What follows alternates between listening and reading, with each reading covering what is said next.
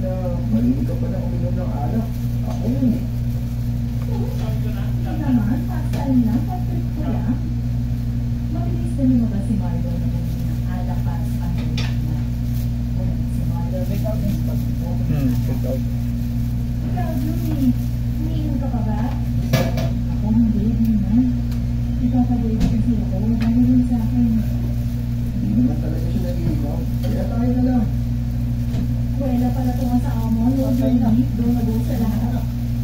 Oo nga eh. Sige, dyan mo na kayo ha. Pag-iinis muna akong pinutulungan na natin. Naging abala si Rodney at Marlon sa pag-uusap. Habang naman.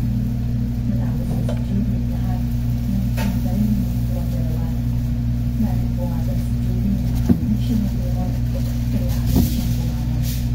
Saan mayaman niya ang kami. Marlon, pagtulong mo nakalabas kung sinisipin. Hinuhulog ka. Baka kung sigura ang nakatangin sa mga asawa.